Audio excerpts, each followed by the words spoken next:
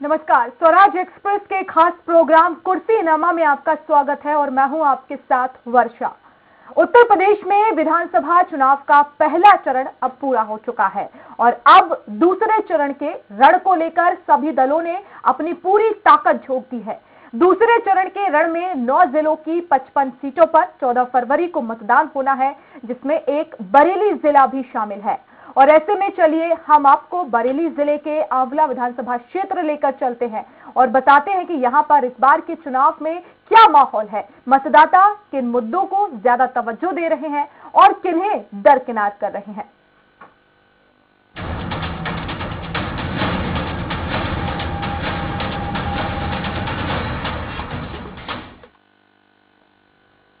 तो बरेली जिले में कुल 9 विधानसभा सीटें हैं, जिनमें से एक है आंवला विधानसभा सीट और इस सीट का अपना महत्व और इतिहास रहा है।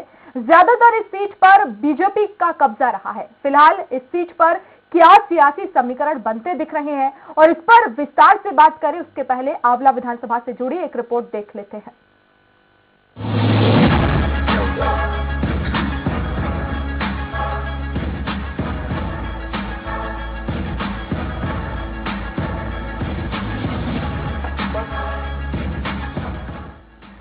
यूपी में पहले चरण का चुनाव संपन्न हो चुका है।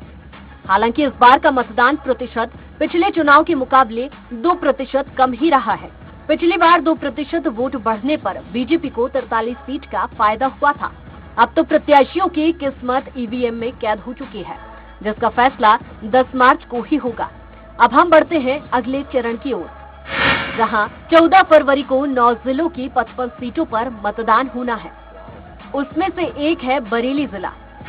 बरेली जिले में कुल 9 विधानसभा सीटें हैं। उनमें से एक है आंवला सीट। आंवला विधानसभा क्षेत्र जैन और हिंदू दोनों धर्म के लोगों के बीच आस्था का केंद्र है। प्राचीन काल से ये जगह जैन धर्म के भगवान पार्श्वनाथ की तपोस्थली रही है। मान्यता ये भी है कि ये जगह द्रौपदी का मायका रहा है। आंवला में फर्टिलाइजर यूनिट इफ्को भी है। इफ्को फैक्ट्री से हर साल 20 लाख मीट्रिक टन यूरिया का उत्पादन होता है। इसके साथ ही इंडियन ऑयल का डिपो भी अब आंवला की पहचान बन चुका है। आंवला विधानसभा सीट की राजनीतिक पृष्ठभूमि की बात करें तो आंवला लोकसभा क्षेत्र भी है। आंवला विधानसभा सीट आजादी के बाद हुए पहले विधानसभा चुनाव से ही अस्तित्व में आई है। इस सीट से कांग्रेस के नवल किशोर पहले विधायक निर्वाचित हुए। नवल किशोर 1957 और 1962 में भी इस सीट से विधानसभा पहुंचे। 1974 और 1977 में आंवला से बीजेपी के उम्मीदवार जीते। 1980 में यहां फिर कांग्रेस को जीत मिली। आंवला विधानसभा सीट से 1985, 1989 और 1991 में लगातार 3 दफे बीजेपी के श्याम बिहारी सिंह विधायक निर्वाचित हुए। हालांकि राम लहर के बाद बदले हालात में समाजवादी पार्टी और बहुजन समाज पार्टी के गठबंधन से महिपाल सिंह यादव को जीत मिली। इस विधानसभा सीट पर 7 दफे बीजेपी का ही कब्जा रहा है।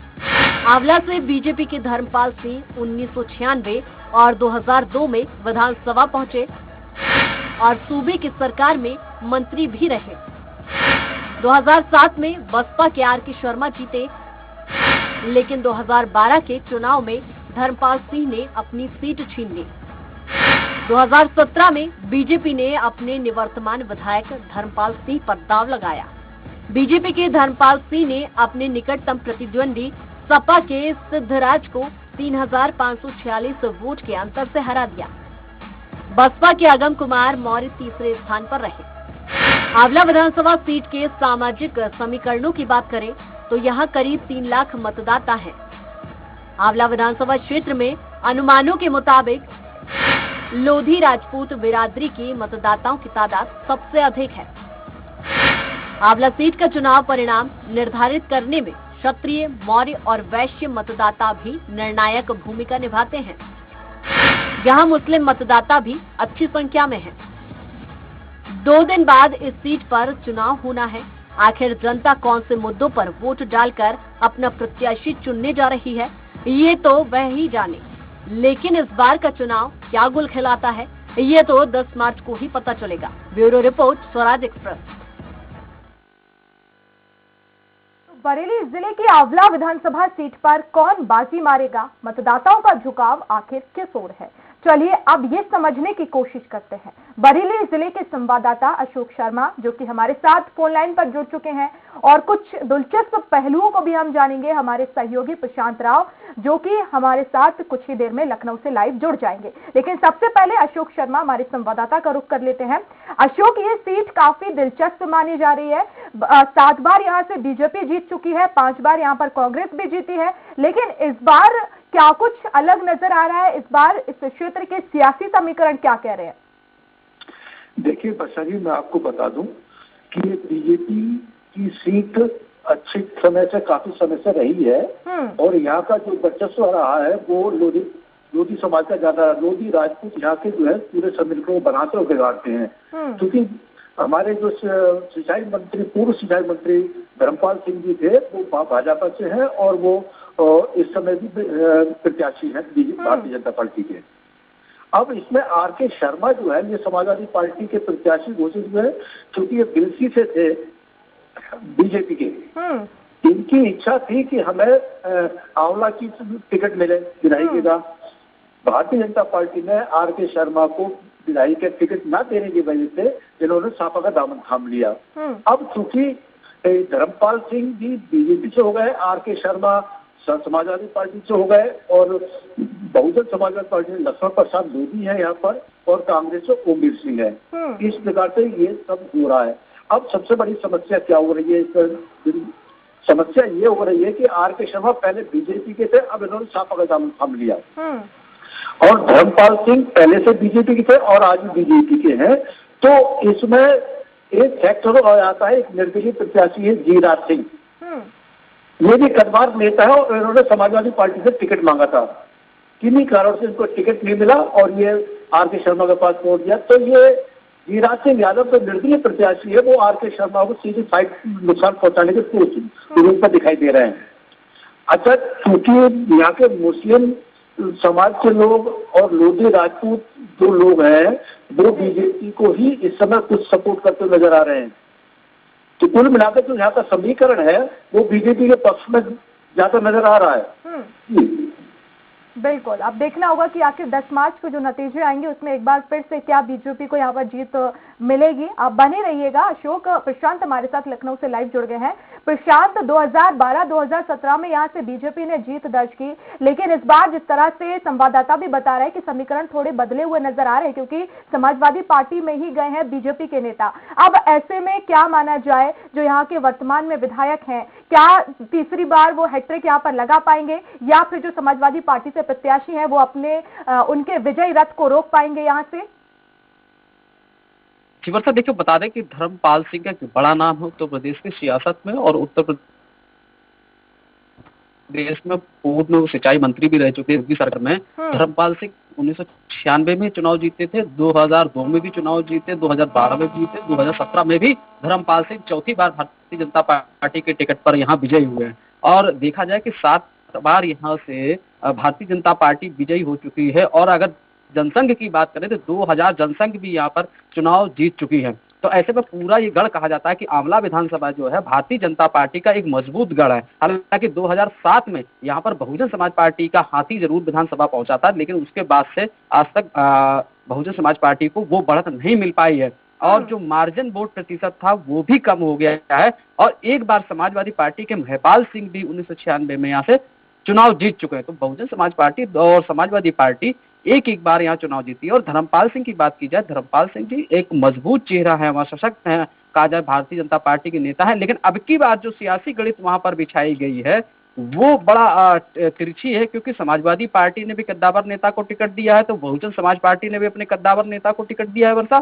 तो धर्मपाल सिंह वहीं, इसलिए भी धर्मपाल सिंह की थोड़ी वो देखी जाती है कि जो मजबूती थी खिसक सकती है, क्योंकि उन्होंने उत्तर प्रदेश के मंत्री पद से जो इस्तीफा दिया था, जो उनके समर्थक थे वो उत्तर प्रदेश के मुख्यमंत्री योगी आदित्यनाथ और यहाँ प्रदेश संगठन से नाराज हो गए थे कि क्योंकि धर्मपाल सिंह 4 बार यहाँ से विधायक बन चुके हैं, तो ऐसी कौन से कारण रहे कि उनको मंत्री पद से इस्तीफा देना पड़ा। वो अंदर ही अंदर उनके समर्थकों को कुरेद रहा है, क्योंकि अगर इस क्षेत्र की बात की जाए तो इस क्षेत्र में लोधी राजपूत वोट सबसे ज्यादा है। और एक बार आपको मैं बता दूं कि 2017 और 12 में जब यहाँ चुनाव बिगड़ रहा था, तो उस समय 2017 की बात करेंगे तो यहाँ पर भारतीय जनता पार्टी ने अपने जो सशक्त चेहरे हैं राजपूत समाज के, वहां कल्याण सिंह जी को लगाया था लोधी वोट को रिझाने के लिए, और परिणाम सकारात्मक आए थे। अब स्वर्गीय कल्याण सिंह जी अब नहीं है दुनिया में, तो ऐसे में जो लोधी राजपूत वोट है वो नाराज है, लेकिन फिर भी उनके जो बेटे राजवीर सिंह हैं वो मनाने की कोशिश कर रहे हैं। लेकिन लोगों को विश्वास भारतीय जनता पार्टी पे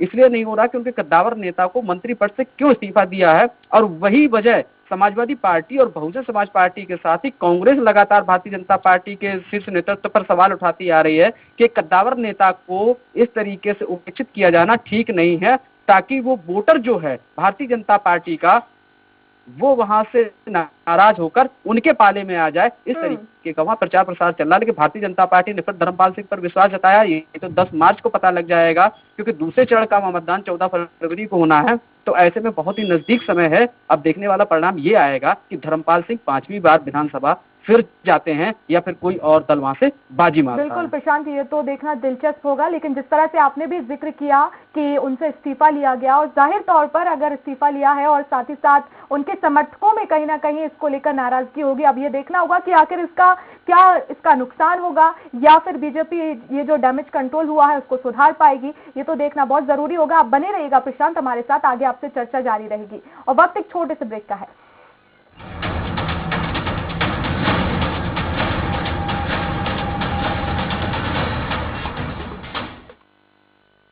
सब कुछ आजमाया और तब मैंने माना कि सिर्फ सच्ची सहेली ही है महिलाओं के उन मुश्किल दिनों की हर समस्या, जैसे कठिन दर्द, अनियमितता, खून की कमी, थकान व कमजोरी जैसी सभी प्रॉब्लम्स के लिए नंबर 1 औषधि एवं टॉनिक मुल्तानी कोका, कफ सिरप, तुलसी, वसा, यस्ती मधु, पिपली के गुणों से भरपूर, जो खांसी पर करे तुरंत असर, ताकि बदलते मौसम के साथ आप न बदलें।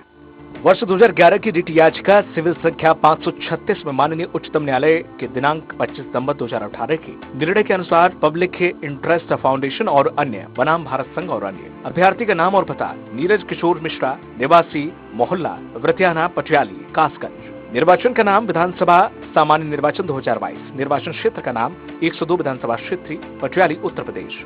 मैं उपर्युक्त निर्वाचन के लिए अभ्यर्थी सार्वजनिक सूचना हेतु अपने आपराधिक पूर्वत के बारे में निम्नलिखित विवरणों की घोषणा करता या करती हूँ। लंबित आपराधिक मामले। क्रम संख्या 1, न्यायालय का नाम ACJ-M कासगंज। मामले की संख्या एवं तारीख और मामले की स्थिति 60/2021। आरोप पत्र दाखिल। संबंधित अधिनियमों की धाराएं एवं अपराधों का संक्षिप्त विवरण। अपराध संख्या 368/2020, धारा 153 B2 505(2) IPC। क्रम संख्या 2, विवेचना प्रियलित। अपराध संख्या 210/2021, धारा 188, 269, 270 IPC व 3 महामारी अधिनियम। क्रम संख्या 3, ACJ-M कासगंज 4787/2021। माननीय उच्च न्यायालय इलाहाबाद का स्थगन आदेश। परिवाद संख्या 4787/2021, धारा 189 IPC। खा आपराधिक मामलों के लिए दोष सिद्ध के मामलों के संबंध में विवरण कोई भी नहीं। क्रम संख्या, न्यायालय का नाम एवं आदेशों की तारीख व संख्या, अपराधों व अधिरोपित दंड का विवरण। अधिकतम अधिरोपित दंड लागू नहीं। प्रदेश में कोरोना मरीजों की संख्या कम होने के बावजूद आखिर क्यों बढ़ रहा है मौत के आंकड़े का प्रतिशत? कहीं ये कोरोना का आफ्टर इफेक्ट तो नहीं? मध्य प्रदेश, छत्तीसगढ़ में क्या है मरीजों की स्थिति? घटते मरीजों की संख्या के बाद कोरोना गाइडलाइन में ढील देना कितना जायज? क्या प्रदेश में खत्म हो चुका है कोरोना का खतरा या फिर अब भी कोरोना का अटैक है जारी? जनता मांगे जवाब में आज कोरोना अंडर कंट्रोल, शाम 7 बजे SP त्रिपाठी के साथ।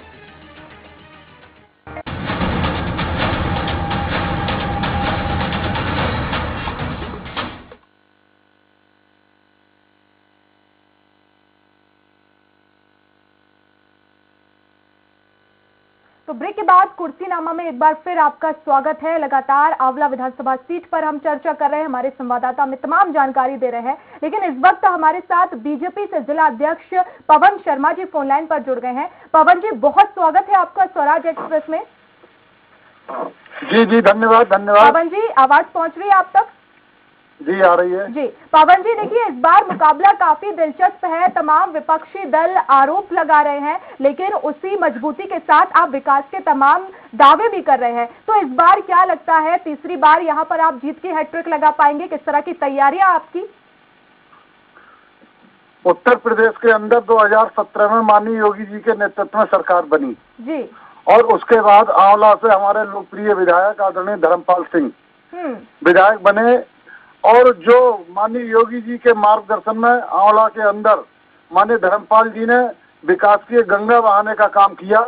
आज प्रत्येक हिंदू समाज का हर वर्ग कहीं ना कहीं आज भारतीय जनता पार्टी के साथ में है और आज प्रत्येक जनमानस का आज कहीं ना कहीं हमने जो हमारी जन कल्याणकारी लोक कल्याणकारी योजनाएं रही हैं, हमने प्रत्येक वर्ग को कहीं ना कहीं उन योजनाओं का सीधे लाभ दिया है। हमने प्रत्येक गरीब को आवास देने का काम किया है।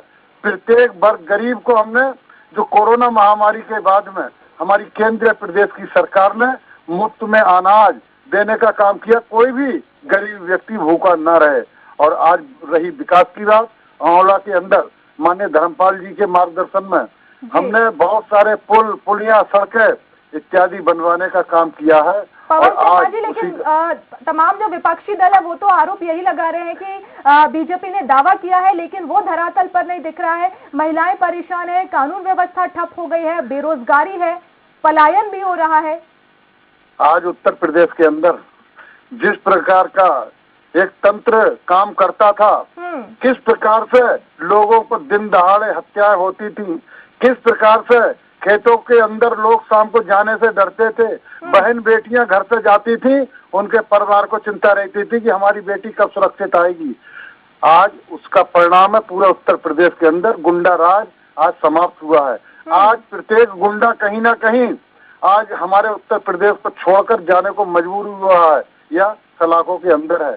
और आज डबल इंजन की जो सरकार है पूरे उत्तर प्रदेश के अंदर, केंद्र में माननीय मोदी जी, प्रदेश में योगी जी के नेतृत्व में हमने विकास के साथ साथ में भय मुक्त जो हमने एक समाज में वातावरण बनाने का काम किया है। इसलिए विपक्ष के पास में कोई ना मुद्दा है न कोई और विषय है। आज विपक्ष पूरा आज भटका हुआ है और जिस प्रकार से अब चुनाव में प्रथम चरण का चुनाव हुआ, हमने देखा आम व्यक्ति गांव से गरीब नौजवान महिलाएं सारे लोग निकल के बूथों पर वोट डालने गए और उन्होंने जो एंकरों ने पूछा तो माननीय योगी जी के नेतृत्व में सभी ने मतदान किया है। पवन जी, लेकिन देखिए पहले चरण में तो 2% वोटिंग कम हुई है, लेकिन अगर पिछले चुनाव की बात की जाए तो जो 2% वोट बढ़ा था उसका बीजेपी को फायदा हुआ था। हम कहते हैं प्रथम चरण में हमने ऐतिहासिक सफलता हम प्राप्त करेंगे, आप विश्वास रखिए, क्योंकि जनता का पूर्ण विश्वास और समर्थन माननीय योगी जी के साथ में है, भारतीय जनता पार्टी के साथ में है। ठीक है, लेकिन इस वक्त क्योंकि देखिए पहले चरण का मतदान प्रतिशत आ चुका है, तो अब दूसरे चरण को चूंकि बरेली में चुनाव भी है, तो ऐसे में क्या लगता है कहीं ना कहीं किसी भी तरह के आप कुछ आपको दिक्कत किसी भी तरह की अगर बात की जाए तो क्या लगता है यहाँ पर कुछ असमंजस की स्थिति नजर आती है? क्योंकि देखिए पहला चरण जो है उसमें 2% कम हुआ है, तो दूसरे चरण को लेकर किसी भी तरह का कुछ असमंजस? कुछ नहीं। आज जिला बरेली के अंदर माननीय इस देश के यशस्वी गृह मंत्री अमित शाह जी का भोजीपुरा विधानसभा आंवला विधानसभा में आज सार्वजनिक सभा के कार्यक्रम थे। हमने देखा लोग कैसे अपने घरों से उमड़कर और माननीय अमित शाह जी को सुनने के लिए आए। आज कहीं ना कहीं माननीय योगी जी, माननीय मोदी जी, माननीय अमित शाह जी के प्रति लोगों में जबरदस्त आज विश्वास जागा है। भारतीय जनता पार्टी के प्रति लोगों में विश्वास बढ़ा है, क्योंकि हमने 5 साल आम व्यक्ति के लिए कहीं ना कहीं भारतीय जनता पार्टी की सरकार ने काम किया है। पवन शर्मा जी, जिस तरह से आप जीत का दावा तो कर रहे हैं, लेकिन इस सीट पर दूसरा मुकाबला आप किससे देखते हैं? कौन से नंबर पर दूसरी पार्टी हो सकती है? कुछ मुख्य मुकाबला है आपकी नजर में? किसी से भी मुकाबला नहीं। आंवला के अंदर धर्मपाल जी बहुत बड़े मार्जिन से चुनाव जीतने वाले हैं। हमारा मुकाबला किसी पार्टी से नहीं है जी। और इस वक्त हमारे साथ बहुजन समाज पार्टी से जयपाल जी हमारे साथ फोन लाइन पर जुड़ गए हैं। जयपाल जी, बहुत स्वागत है आपका स्वराज एक्सप्रेस में। जी धन्यवाद। जयपाल जी, हमारे साथ बीजेपी के जिला अध्यक्ष पवन शर्मा जी भी जुड़े हुए हैं। उनसे सवाल किया गया कि कुछ मुकाबला आप मानते हैं पार्टियों में, तो ऐसे में उन्होंने कहा कि हमारे मुकाबले में कोई नहीं है, क्या कहेंगे आप? एक मिनट हम लोग क्षेत्र में है अभी। 1 मिनट मैडम जरा बताइए क्या कहना चाहती हैं अभी? जी, आवाज भी कट रही आवाज है। पहुंच रही है आप तक मेरी जयपाल जी? जी आवाज कट रही है। जी बताइए मैडम। जी, मेरा सवाल आपसे यही है कि बीजेपी इस सीट पर ये कह रही है कि उनका मुकाबला यहाँ पर किसी से नहीं है, यहाँ पर बीजेपी ही जीत दर्ज करेगी, यहाँ के मतदाता उनके साथ हैं। तो ऐसे में इसको लेकर आप क्या कहेंगे? आपको मुकाबले में बीजेपी नहीं ले रही इस सीट पर? देखिए मैडम, पब्लिक ने भारतीय जनता पार्टी को नकार दिया है उसकी कार्यशैली को देखते हुए। जो उन्होंने ढकोसलाबाजी, जो अपना घोषणा पत्र जारी किया था कि हम आएंगे, अच्छे दिन लाएंगे, हम 15-15 लाख खाते में देंगे, 100 दिन में काला धन लाएंगे, किसानों की आमदनी दूनी करेंगे। तो किसान यहाँ जान चुका है, किसानों ने इनको नेग्लेक्ट कर दिया है। इनकी मीटिंग में आप देखो, इनके विधायकों के कपड़े फाड़ रही है पब्लिक, इनके साथ दुर्व्यवहार कर रही है। कहीं बहुजन समाज पार्टी का स्वागत हो रहा है, हर जगह सम्मान हो रहा है कार्यकर्ताओं को। क्या कहेंगे? बैंक जी ने कर दिया है, यहाँ पे बहुजन समाज पार्टी का स्वागत हो रहा है। बहुजन समाज पार्टी के चुनाव लड़ रही है जिला बरेली के अंदर के, पूरे उत्तर प्रदेश में नहीं लड़ रही है। जी जयपाल जी क्या कहेंगे? वो कह रहे हैं कि आप तो पूरे प्रदेश में नहीं है। देखिए मैडम, सुन लीजिए, बहुजन समाज पार्टी अगर मजबूत नहीं होती, 403 सीटों पर चुनाव लड़ रही है, 70 सीटों से गठबंधन नहीं कर रही है 70 पार्टियों से, क्षेत्रीय दलों से।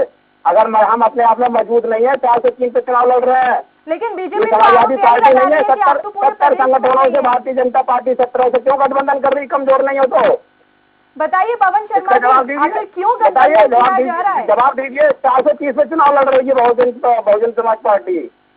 मैं अपने मित्र बासपा के जिला अध्यक्ष से कहना चाहता हूं, हमारा गठबंधन, जो समाज में ऐसे बहुत सारे दल हैं जो कहीं ना कहीं राष्ट्रवादी विचार की सोच को रखते हैं, और कहीं ना कहीं हमारा इस बार नया गठबंधन उनसे नहीं बना है।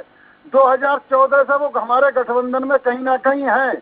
हमारी विचारधारा को कहीं ना कहीं वो लोग समझते हैं कि भारतीय जनता पार्टी की जो विचारधारा है राष्ट्र के कहीं ना कहीं एक मजबूत करने की विचारधारा है, इसलिए वो लोग हमारे साथ में हैं। वो हमारे साथी, नए साथी नहीं बने हैं, हमारे 2014 से साथी है गठबंधन के, और हम मिलकर चुनाव को लड़ रहे हैं। समाज के प्रत्येक वर्ग को जोड़कर हम कहीं ना कहीं उत्तर प्रदेश में आज पुनः माननीय योगी जी के नेतृत्व में हम सरकार बनाने जा रहे हैं। ठीक है जयपाल जी, क्या लगता है आपको इस बार कुछ मुकाबला आपका नजर आ रहा है इस सीट पर? देखिए, मैं आपको बताऊं, बहुजन समाज पार्टी सर्वजन हिताय सर्वजन सुखाय के पैटर्न पे 4 बार माननीय बहन जी उत्तर प्रदेश की सीएम रही हैं। और ऐसा नहीं है, पूर्ण बहुमत की सरकार भी रही है। ऐसा नहीं, हमने हमेशा जो है गठबंधन की सरकार ही बनाई है, हमने पूर्ण बहुमत की सरकार भी बनाई है। माननीय बहन जी जो गठबंधन करती हैं वो सर्वजन हिताय सर्वजन सुखाय सभी जाति और धर्म के लोगों से करती हैं, ना कि पार्टियों से करती हैं। हमारे पास सभी जातियों और सभी धर्मों का समर्थन मिल रहा है, इसीलिए बहन जी ने किसी भी दल से गठबंधन नहीं किया। इसीलिए पूर्ण बहुमत की सरकार बनाने 2022 में जा रहे हैं। आप दोनों को बहुत बहुत शुभकामनाएं, साथ ही साथ बहुत बहुत शुक्रिया आप दोनों का जुड़ने के लिए। जयपाल जी और पवन शर्मा जी, बहुत शुक्रिया हमसे जुड़ने के लिए और समय देने के लिए। और प्रशांत हमारे साथ लगातार जुड़े हुए हैं। प्रशांत, आपने सुना दोनों ही पार्टियों को, एक तरफ तो बीजेपी कह रही है कि पूरे प्रदेश में नहीं है बहुजन समाज पार्टी, और दूसरी तरफ बहुजन समाज पार्टी कह रही है कि इस सीट पर बीजेपी को नेग्लेक्ट कर दिया है और बहुजन समाज पार्टी को जनता स्वागत कर रही है। जी बिल्कुल, देखिए बहुजन समाज पार्टी की मुखिया मायावती अकेले ही रैली कर रही हैं। उनके जो भी स्थानीय नेता हैं उनको स्टार प्रचारक बनाया गया है, इसके अलावा कोई दूसरा चेहरा नहीं है। लेकिन उनके भतीजे आकाश आनंद जरूर भी युवाओं को रिझाने में लगे हुए हैं। तो कहा जाए कि बहुजन समाज पार्टी अकेले दम पर चुनाव लड़ रही थी, इसलिए उनके नेता हमेशा दावा ठोकते आए हैं। लेकिन वहां पर समाजवादी पार्टी के जो प्रत्याशी है पंडित राधाकृष्ण, वो मजबूती से चुनाव लड़ रहे हैं, क्योंकि रालोद का गठबंधन है। ऐसे में जिस तरीके से किसान आंदोलन चल रहा था वो पूरा ध्रुवीकरण बनाया जा रहा है, चाहे पश्चिम का क्षेत्र हो, तो तराई का क्षेत्र हो, वहां ये ध्रुवीकरण पूरी तरीके से तैयार कर रही है समाजवादी पार्टी। तो कांग्रेस वहां किसी से पीछे नहीं है। अगर कांग्रेस को वहां कम आंकना भी गलत होगा। कांग्रेस ने भी अपने वहां एक प्रत्याशी जो उतारा है उस पर वो, क्योंकि मुस्लिम वोट बैंक यादव है वहां पर, और यादव वोट बैंक के जरिए वो सीधे सीधे समाजवादी पार्टी को परास्त करना चाह रहे हैं। तो ये देखा जा रहा है कि जहां जो ध्रुवीकरण दो दलों के बीच में होना चाहिए था, वहां चारों दल आपस में टकराने की कोशिश करेंगे। और देखा जाए कि जो वोट प्रतिशत था 2017 में वर्षा, वो था 34.79% केवल। तो ये बहुत कम वोट प्रतिशत था। और अब की बार जैसे पहले चरण में वोट प्रतिशत कम रहा है, और अगर कहीं आंवला विधानसभा सीट पर वोट प्रतिशत कम होता है तो वो खतरे की घंटी जरूर होगी भारतीय जनता पार्टी के लिए, क्योंकि बहुत ज्यादा मार्जिन से आंवला से धर्मपाल सिंह नहीं जीते थे, 3,500 कुछ वोट से ही वो जीते थे, और उन्होंने समाजवादी पार्टी के प्रत्याशी को हराया था। और तीसरे नंबर पर बहुजन समाज पार्टी के प्रत्याशी रहे थे। और जिस तरह से समाजवादी पार्टी में बीजेपी के ही आर.के. शर्मा शामिल हुए, तो ऐसे में कहीं ना कहीं ये भी है कि इसे हम कह सकते हैं कि नाराजगी का डबल अटैक, डबल इंजन की सरकार इस समय झेल रही है।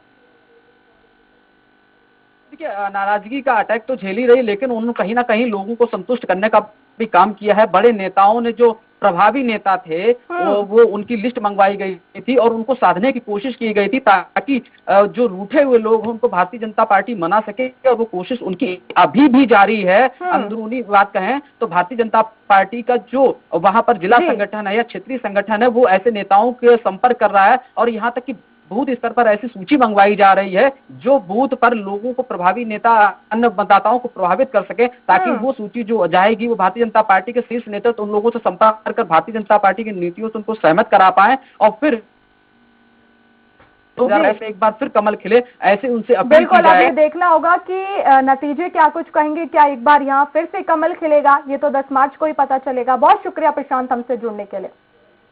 और इसी के साथ कुर्सीनामा में आज के लिए इतना ही। मुझे दीजिए इजाजत। नमस्कार।